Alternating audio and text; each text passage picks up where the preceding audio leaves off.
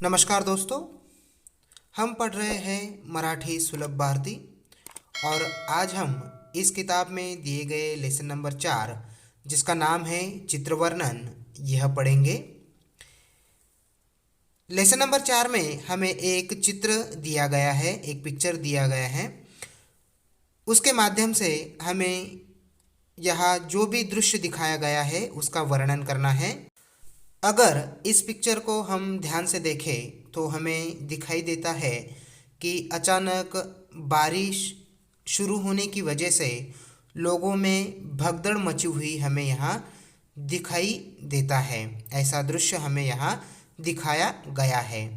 तो अब हम इस पिक्चर में दिए गए जो भी सीन हैं, जो भी घटना है, वो सब दृश्य हिंदी और मराठी दोनों भाषाओं में हम जान लेंगे। जैसे ही हम इस चित्र को ध्यान से देखते हैं तो शुरू में ही हमें दो जो आदमी हैं, वो दो लोग एक घर के छत के नीचे बरसात के पानी से बचने के लिए वहाँ खड़े हैं। ऐसा दृश्य हमें वहाँ दिखाया गया है।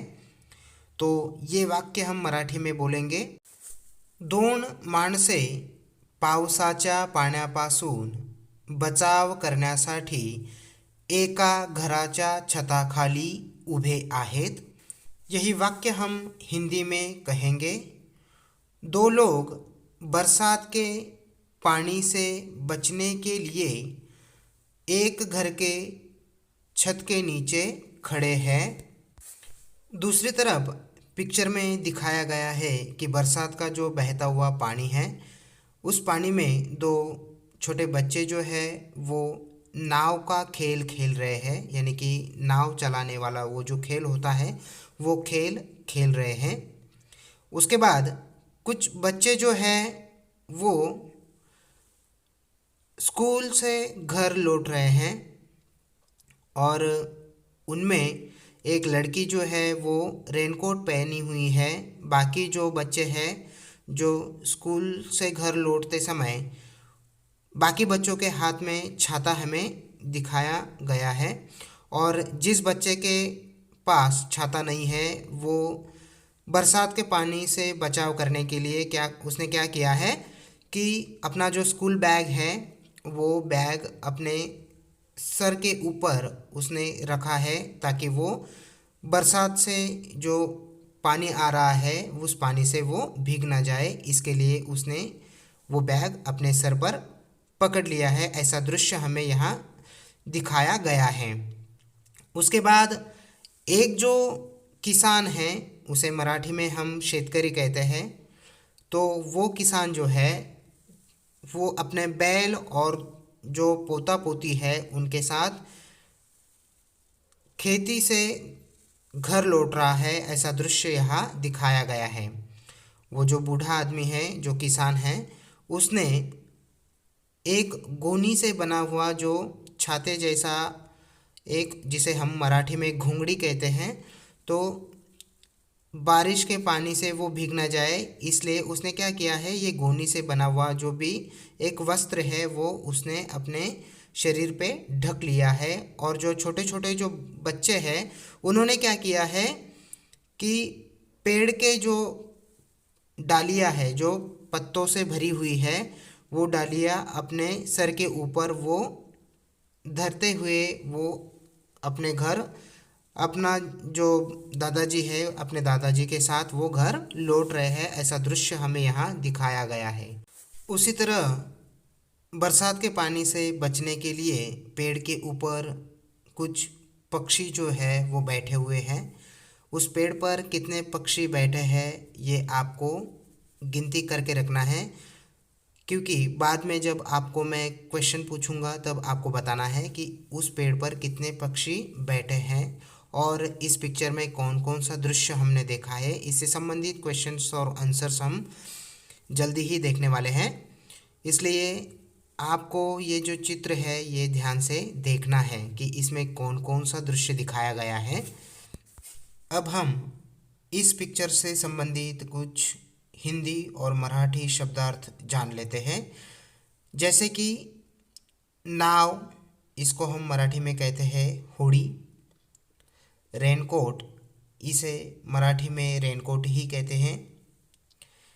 उसके बाद स्कूल बैग, मराठी में कहेंगे दफ्तर। छाता, इसको मराठी में कहेंगे छत्री। किसान यानी कि शेतकरी।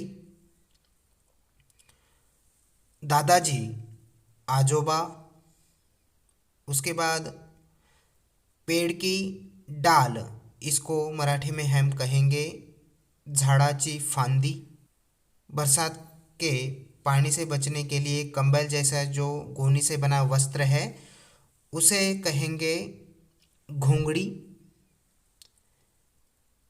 ऐसे बहुत सारे जो शब्द है इस पिक्चर के माध्यम से हमें हिंदी और मराठी में हम जान सकते हैं। अब हम देखेंगे कि इस लेसन से संबंधित कुछ प्रश्न और उत्तर। प्रश्न क्रमांक 1, खालील प्रश्नांचे थोडक्यात उत्तरे लिहा, यानी कि निम्नलिखित प्रश्नों के उत्तर दीजिए। प्रश्न 1, चित्रातील मुले कोणता खेळ खेळत आहेत? मतलब चित्र में बच्चे कौन सा खेल खेल रहे हैं? उत्तर, चित्रातील मुले पावसाच्या वाहत्या पाण्यात होडी चालवण्याचा खेळ खेळत आहेत। चित्र में बच्चे बरसात में बहते हुए पानी में नाव चलाने वाला खेल खेल रहे हैं। चित्रात किती मुलांकडे छत्र्या आहेत? मतलब चित्र में कितने बच्चों के पास छाता है? चित्रात 4 मुलांकडे छत्र्या आहेत। चित्र में 4 बच्चों के पास छाता है। प्रश्न क्रमांक 3, झाडावर किती पक्षी बसलेले आहेत? मतलब पेड़ पर कितने पक्षी बैठे हुए हैं? झाडावर 11 पक्षी बसलेले आहेत। पेड़ पर 11 पक्षी बैठे हुए हैं। प्रश्न क्रमांक 2, चित्रातील दृश्याचे वर्णन मराठी भाषेत लिहा। इस प्रश्न में हमें पूछा गया है कि चित्र में जो दृश्य हमें दिखाया गया है वो हमें मराठी भाषा में लिखना है, लाइन टू लाइन। अब हम हिंदी और मराठी दोनों ही भाषाओं में इसका मीनिंग जान लेते हैं। या चित्रात पावसाळा ऋतूचे वर्णन आले आहे। मतलब इस पिक्चर में जो है रेनी सीजन यानी कि बरसात के दिन, बरसात का मौसम दिखाया गया है। अचानक पाऊस सुरू झाल्यामुळे लोकांची तारांबळ उडाली आहे। तारांबळ मतलब क्या कि भागदौड़ हो जाना। तो अचानक से बारिश शुरू होने की वजह से लोग जो है इधर उधर भागदौड़ करने लगे हैं, ऐसा दृश्य हमें यहाँ दिखाया गया है। शाळेत जाणारी मुले छत्री घेऊन जाताना दिसत आहेत। मतलब स्कूल में जाने वाले जो बच्चे हैं वो छाता लेकर वहाँ जाते हुए हमें दिखाए गए हैं। एका मुलाने पावसात भिजू नये म्हणून आपले दप्तर डोक्यावर धरले आहे। एक जो बच्चा है वो बरसात के पानी से भीग ना जाए इसकी वजह से उसने क्या किया है कि अपना जो स्कूल बैग है वो सर के ऊपर पकड़ के वो जा रहा है। शेतकरी बैलांना व आपल्या नातवंडांना घेऊन जात आहे।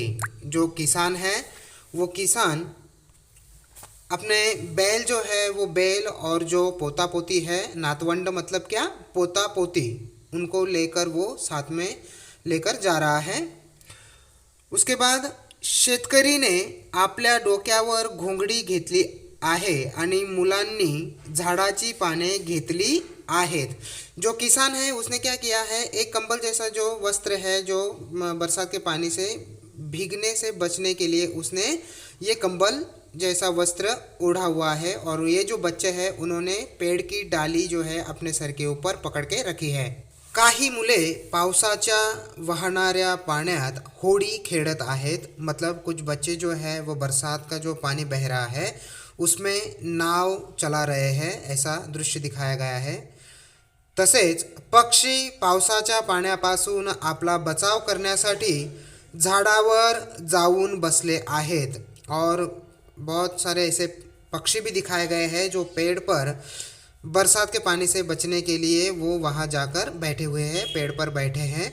दोन माणसे घराच्या छताखाली उभे आहेत, दो लोग जो है वो घर के छत के नीचे खड़े हैं, ऐसा दृश्य इस पिक्चर के माध्यम से हमें दिखाया गया है। इस पिक्चर का हमने पूरे ध्यान से निरीक्षण करके इसका वर्णन मराठी भाषा में किया है और उसका हिंदी मीनिंग भी अच्छे से हमने जान लिया है। तो आपको हिंदी और मराठी दोनों भी मीनिंग में इसका आंसर लिखना है।